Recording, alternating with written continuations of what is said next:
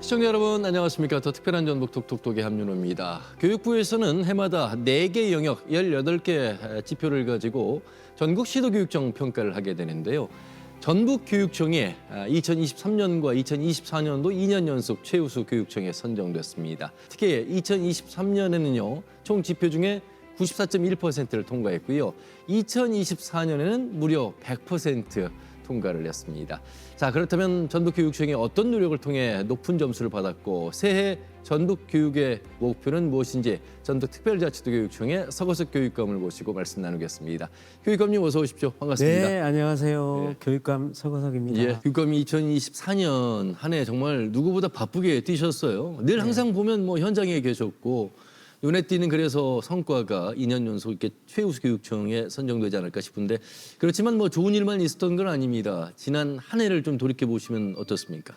네, 무너진 전북 교육을 다시 이렇게 세우기 위해서 열심히 노력을 한 결과 전북 교육 대전환의 기틀은 마련됐다. 자, 이렇게 자평을 하고 있고요. 또 여러 가지 성과도 냈습니다. 그래서 아시는 것처럼 2년 연속 시도교육청 종합평가에서 최우수 교육청에 선정이 된 바 있고요. 예. 11개 시군과 협력을 해서 교육발전 특구 공모사업에 선정이 됐습니다. 이 교육발전 특구라는 것은 우리 아이들이 나서 자라고 교육받고 또 취업하고 그 지역에 정주하는 그런 기틀을 마련하는 공모사업이었거든요. 예. 그리고 그 외에도 또 공교육에 특히 공립고등학교의 새로운 모델을 제시하는 자율형 공립고 공모사업이 있었는데 거기에도 8개가 선정이 됐습니다. 예. 그리고 또 각종 공모사업에서 저희가 총 특별교부금 한 4천억 정도 확보를 해서 그만큼 이제 교육 예산이 좀 풍성해졌다 이런 말씀을 드리고 싶습니다. 예. 교육발전 특구 지정의 의미도 결국은 공교육의 어떤 안정성 또 강화 측면이라면 반대로 말하면 이제 사교육비를 줄이고 사교육의 의존도를 줄이겠다는 취지잖아요. 사교육비 실제로 경감 좀 됐습니까? 그렇습니다. 사실은 이 전국의 전 지역에서 사교육비가 더 늘어난 게 사실인데요. 우리 지역은 약 1% 정도 줄었어요. 사실 1%라고 미미하게 보이지만 그 굉장히 큰 거거든요. 근데 그럼 어떻게 해서 사교육비를 줄일 수가 있었느냐? 방금 말씀하신 것처럼 첫 번째 중요한 것이 공교육을 강화시켰다는 거. 네. 공교육에서 학교 교육에서 마땅히 해야 될 것을 그동안에는 소홀히 했는데 이거를 제대로 해주니까 사교육의 의존도가 떨어졌다 이런 얘기거든요. 예. 이제 전에 이렇게 또 말씀하시는 분들이 계셨어요. 평가라는 것은 경쟁이고 경쟁은 나쁘다.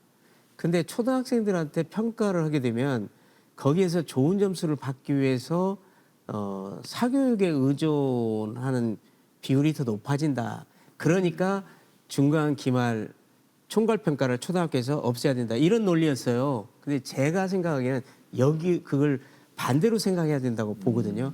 오히려 학교 교육이 더 충실해지고 당연히 해야 될 그런 역할과 기능을 해준다면 우리 아이들 그 실력이 어느 정도일까 궁금해서 학원에 찾아가는 일은 없다. 이런 생각이 듭니다. 그리고 우리 방과 후에 그 부족한 부분을 보충해주는 그런 학습 프로그램을 전면적으로 시행하고 있다는 거.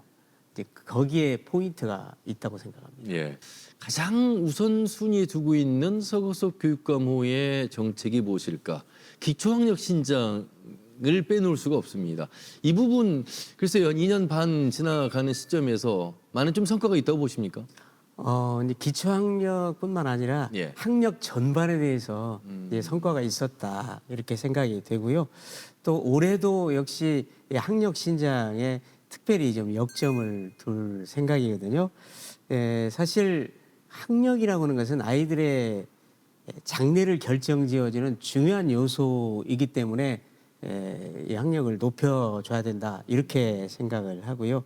이제 초등학교에서는 주로 문해력 또 수리력을 중점으로 해서 애들을 특별히 교육을 시킬 것이고 또 거의 한 10년 가까이 시행을 하지 않았던 중간 기말 시험, 이게 이제 총괄 평가라고 합니다만 그 총괄 평가를 함으로 인해서 아이들이 준비를 하게 되고 그 과정에 복습을 하면서 실력이 올라가거든요. 그래서 초등학교에서의 총괄 평가를 통해서 실력을 향상시키려고 이렇게 하고 있고요. 또 중고등학교에서는 진로 진학 지도를 조금 더 강화하려고 합니다. 예. 그리고 방과 후에 부족한 부분에 대해서 교과 보충 학습을 시킬 수 있도록 그걸 좀 더 내실 있게 할 계획이고, 그다음 마지막 한 가지 더 든다면 야간에 하는 자기 주도적 학습이라는 게 있잖아요. 네. 줄이면 야자가 되겠죠. 네. 근데 그 동안에 이제 야자를 못하게 거의 막았기 때문에 이게 황폐화가 됐어요. 근데 사실은 뭐 특별히 학원을 다닌다든가 또는 개인 교습을 받는다든가 그런 특별한 계획이 있는 아이들을 제외하고는 이 자습을 학교에서 같이 하는 게 좋거든요. 예. 도움이 되거든요. 근데 그것을 하지 않음으로 인해서 역시 대학 입학 성적이 떨어지는데 하나의 중요한 요인이 되고 있다, 이런 생각이 들어서 2025년에는 야자를 최대한 활성화 시켜보자, 네. 이렇게 하고 있고요. 그 다음에 이제 역시 뭐니 중요한 것은 이 선생님들의 수업 역량, 그렇죠. 그리고 또 이제 고등학교 학생들 같은 경우는 이제 진학 지도를 해야 되기 때문에 진학 지도 역량을 조금 더 키우는 그런 연수가 필요하다, 이렇게 생각을 합니다. 예.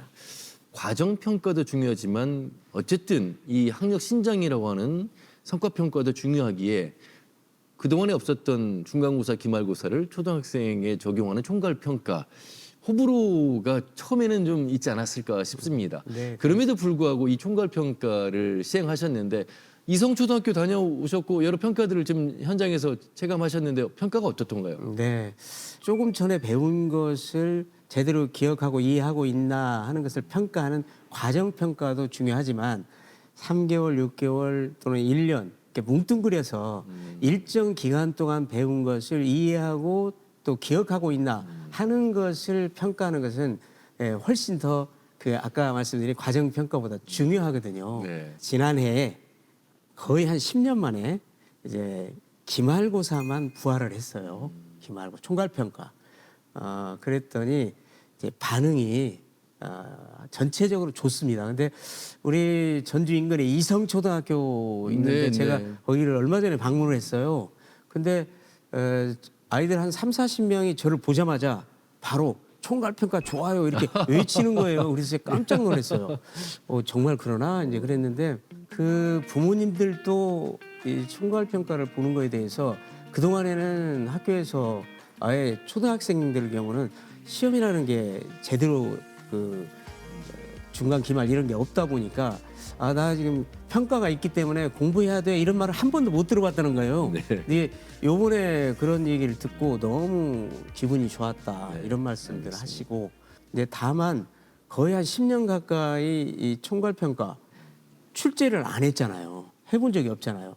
그러다 보니까 이제 그게 부담이 되고, 요즘에는 또 각종 민원들이 많다 보니까 혹시 이 문제 출제하고 관련해서 민원이 있으면 어쩌지? 이렇게 염려도 되기도 하고 살짝. 네. 그래서 저희가 이번에는 이렇게 했어요.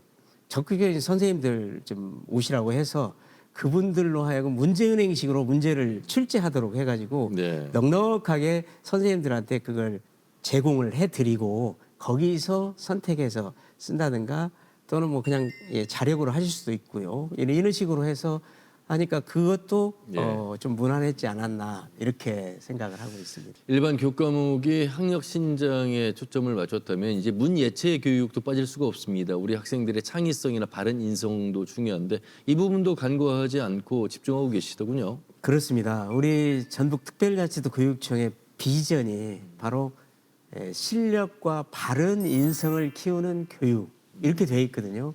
근데 바로 거기서 바른 인성을 키우기 위해서는 인문학, 예술, 체육 이런 활동을 강화함으로써 아이들이 예술적 감성, 인문학적 소양 또 더 나아가서는 그 타인에 대한 배려, 존중, 또 경로 효진 사상 이런 것들을 키울 수 있다고 생각을 해요. 그래서 이 인문학 관련해서는 독서 교육을 강화를 하고 있습니다. 그래서 각 학교마다 지금 독서 동아리를 만들었는데 새로 만들어진 것이 한 100개 이상.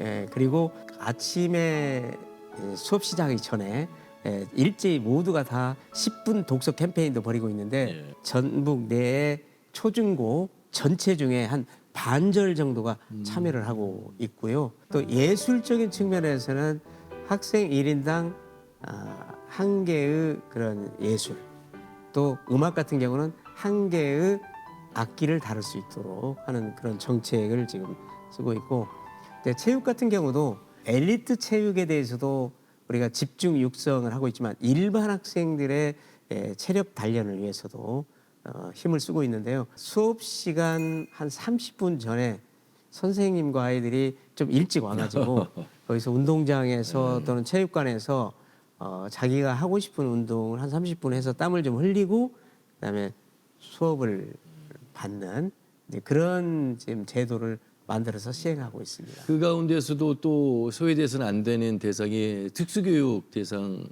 학생들입니다. 예, 이곳에도 상당히 많은 정책을 지금 집중하고 계시더군요. 그렇습니다. 우리 전북특별자치도 교육청에서는 그 장애인 학생과 비장애 학생 간의 차별이 있어서는 안 되겠다. 그래서 똑같은 교육을 받도록 해야 되는데 그 고충 중에 중요한 게 뭐냐면 가까운 곳에 학교가 없어서 원거리 통학을 할 수밖에 없다는 거. 그렇죠. 뭐 1시간, 1시간 반 걸려가지고 학교를 다녀야 되니까 얼마나 힘들겠어요. 그래서 그 지금 현재는 우리 특수학교가 14개 시군 전체 10개가 있어요. 4개가 그러면 추진 중입니까? 실제로 없는 데는 현재 4개를 지금 설립하는 걸로 추진 중에 있는데 한 3개는 지금 뭐 일부는 텁하기도 하고 있고 뭐 설계 중에 있는 경우도 있고요. 네네. 그다음에 1개는 지금 이제 부지를 물색 중에 있는데 우선 전주, 군산 그리고 무진장 중에서 장수 또 고창, 김제, 부안 중에 한 군데 이렇게 지금 4군데를 추진 중에 있습니다. 네네. 그리고 또 중요한 것은 이제 특수학교를 설립하기가 쉽지가 않기 때문에 일반 학교에 특수학급이 또 있거든요. 그렇죠. 근데 특수학급을 이미 가지고 있더라도 그걸 증설하기가 좀 쉽지가 않았어요. 왜냐하면 정해진 그 정원이 꽉 찼을 때만 새로 한 개를 증설을 해주는 그런 방식이었거든요. 제가 이제 취임하고 난 뒤에 그걸 바꿨습니다. 그래서 그보다 한 명이라도 더 생기면 바로 증설할 수 있도록. 그래서 사실은 지난해만 61개 특수학급이 새로 증설이 됐어요. 예. 그리고 우리 장애 학생들에게 또 희망을 주기 위해서 장애인 오케스트라를 창단을 합니다.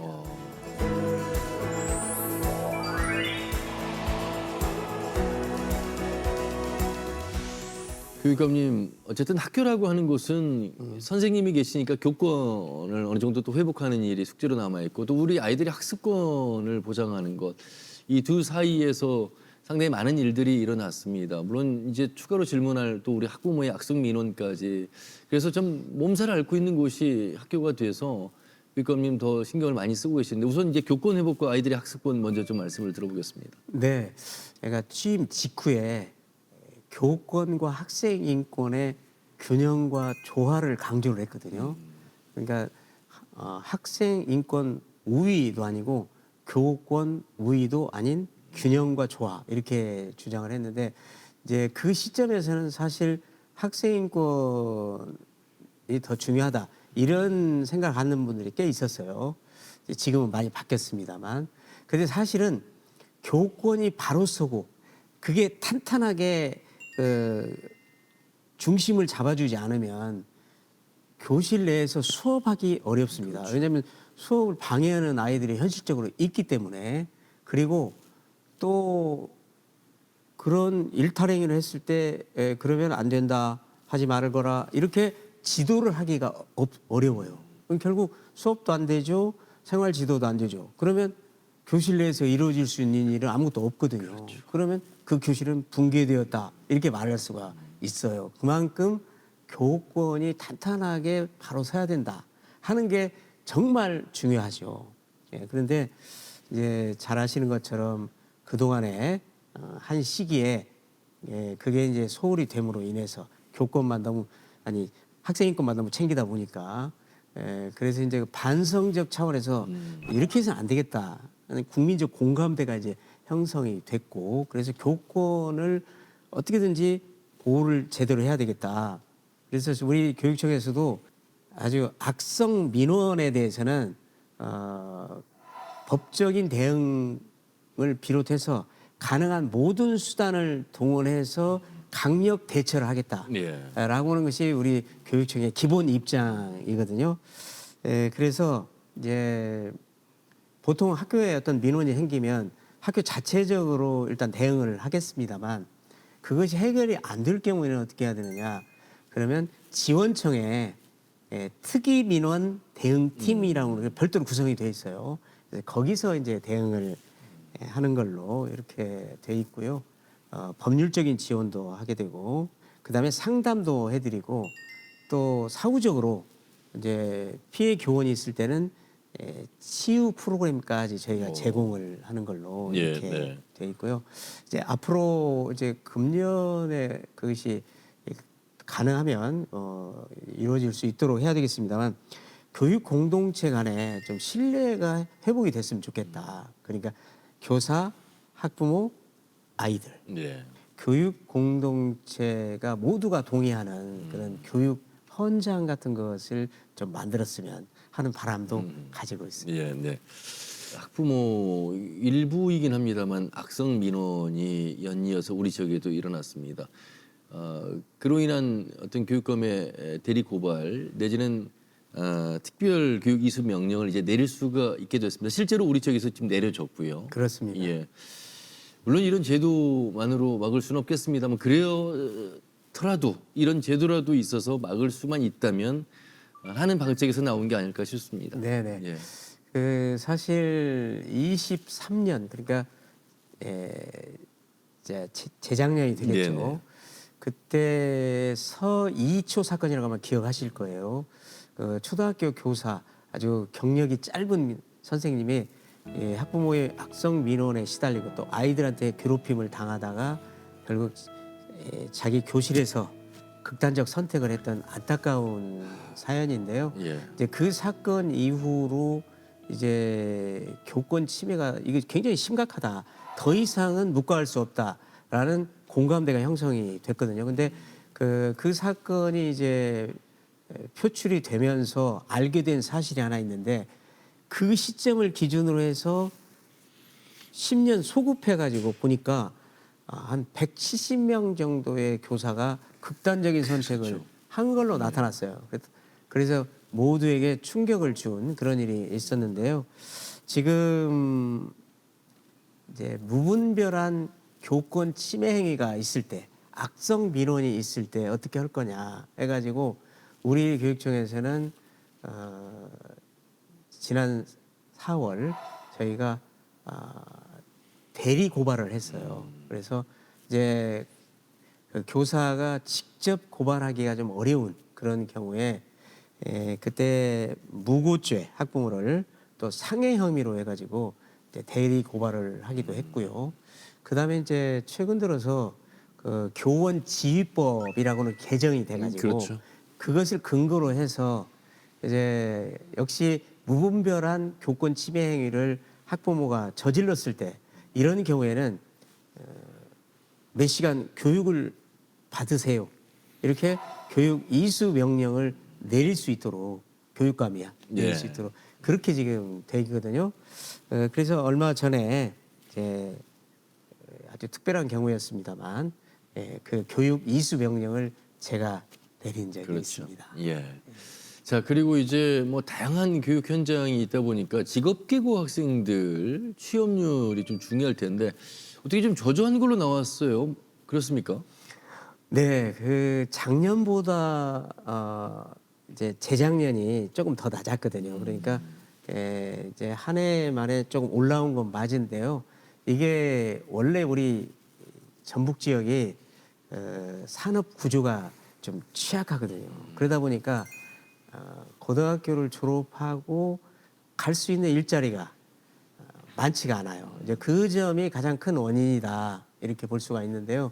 이제 역시 그것만 가지고는 뭐 어떤 해결책을 찾기가 어렵기 때문에 저희가 특성화고 10개를 우리 지역 산업에 맞는 또는 새로운 기술과 신산업에 맞는 쪽으로 해서 재구조화를 했습니다. 예. 예를 들면 삼례 공고를 이제 완주의 특성을 살려서 수소고등학교 그리고 이리 공고 평범한 공고잖아요. 네. 여기를 이제 새만금의 2차 전지 그 산업단지가 조성이 되기 때문에 배터리 고등학교 네. 이렇게 완전히 전면적으로 바뀌었어요.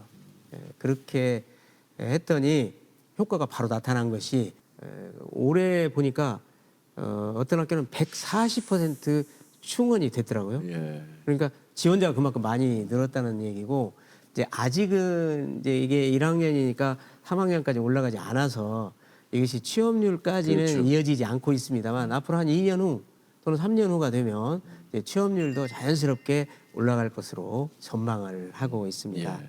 그리고 이제 또 취업률을 이제 높일 수 있는 그런 방안이 이제 역시 특성화고 직업계고이기 때문에 이제 실습을 해야 되거든요. 그렇죠. 근데 아마 기억을 하실지 모르겠어요. 여러 해 전에 그 실습을 나갔다가 사고를 당해가지고 알고 있습니다. 그 사건 이후로 실습 시간을 대폭 줄여버렸어요. 20시간으로 줄였어요. 근데 지금 전국적으로 다른 지역에서는 전부 다 60시간씩 하고 있거든요. 이제 그러다 보니까 우리 아이들이 또 상대적으로 이제 취업하기 어렵죠. 그래서 지금 다시 60시간으로 늘려야 되지 않나 이렇게 보고 있고요. 또 이제 실습을 할 만한 그런 기업도 사실은 요건이 갖춰져야 되거든요. 근데 그게 좀 그동안에는 그 사고 여파가 있어서 조금 까다로웠어요. 예. 그러다 보니까 실습할 만한 회사가 없는 거예요, 이제 역으로. 그래서 이건 안 되겠다 해가지고 하여튼 최대한 그걸 종합적으로 판단을 해가지고 조금 그 요건을 현실에 맞게 고치는 이런 작업도 생각을 하고 있습니다. 예. 앞으로 이제 우리 전북특별자치도 교육청이 부담해야 될 예산 상당히 이제 고민이 되는 부분입니다. 아울러서 이제 지자체 전입금 등이 이제 감소하면서 겪는 예산 측면에서의 어려움은 새해 어떻습니까? 걱정이 좀 많이 되실 것 같은데. 네, 우리 2025년 우리 교육청 총 예산은 한 4조 6천억 정도 지금 편성이 돼 있습니다. 예. 그런데 잘 아시는 것처럼 세수 감소로 인해서 2024년도 그렇고 사실은 금년도 재정 압박이 좀 심하거든요. 근데 다행히 저희가 기금을 좀 비축해 놓은 게 있기 때문에 일단 2025년에는 그 기금을 좀 꺼내서 쓰는 걸로 이렇게 지금 잡아놓고 있어서 어쨌든 어렵지만 잘 해결이 된 것 같습니다. 예. 2025년 전북 교육의 어떤 정책 방향을 한 말씀 한마디로 해주신다면요. 예, 올해도 가장 중요한 하도는 학력 신장 그리고 실력 향상 이렇게 말씀을 드릴 수가 있겠어요. 그리고 그 외에 한 가지 더 추가한다면 역시 그 공교육의 책무성을 높이는 거. 뭐 예를 들면 사회의 취약계층들, 소외계층의 아이들 있잖아요. 다문화라든가 또는 아까 나왔던 그 장애 아이들 그리고 그 경제적으로 좀 곤란한 아이들 이런 아이들의 교육까지도 제대로 좀 보살펴서 이루어지게 하도록 하겠다 하는 것이 이제 저희 목표입니다. 예. 교육감으로서 14년 새해 어떤 개인적인 목표가 있으세요? 예. 우선 저희가 정말 감사하게도 2년 연속 최우수 교육청에 선정이 된 바 있는데요. 역시 우리 교육청의 비전, 실력과 바른 인성을 키우는 전북 교육 이것을 제대로 해서 이게 교육 때문에 다른 지역으로 아이들이 학생들이 빠져나가는 학령 인구 유출이 없도록 하는 거. 이것이 2025년에 제가 이뤄내고 싶은 그런 중요한 목표인데요. 어쨌든 세상을 바꾸는 것은 사람이고 또 사람을 바꾸는 것이 교육이기 때문에 결국 교육이 세상을 바꾼다 이렇게 말할 수 있거든요. 교육의 힘으로 이제 우리 전북이 우뚝 서고 예. 또 전북 교육이 한국 교육의 중심이 될 수 있도록 최선을 다하겠습니다. 예. 교육감님 끝으로 우리 도민들에게 뭐 당부하고 싶은 말씀 있으시면 마무리해 주시죠. 네, 존경하고 사랑하는 전북 도민과 교육가족 여러분, 변함없는 애정과 그리고 성원 진심으로 감사드립니다. 지금 매우 혼란스럽고 어려운 시절입니다. 이럴 때일수록 우리 더 따뜻하게 서로를 보듬고 또 더 희망찬 미래를 만들어 갔으면 합니다. 2025년에도 변함없이 전북 교육 많이 사랑해 주십시오. 감사합니다.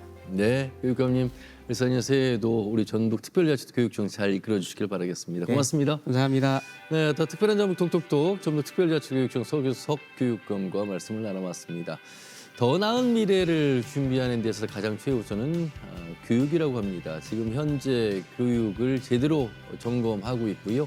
나아가야 될 방향성까지 확고하게 세워놓은 전북 특별자치도교육청 많은 격려와 관심 가져주시길 바라겠습니다. 자, 오늘 준비한 소식은 여기까지입니다. 오늘도 여러분께서 주신 수신료로 함께했습니다. 감사 인사드리고요. 다음 주에 더욱더 알찬 소식 가지고 인사드리죠. 함께해 주신 여러분 고맙습니다.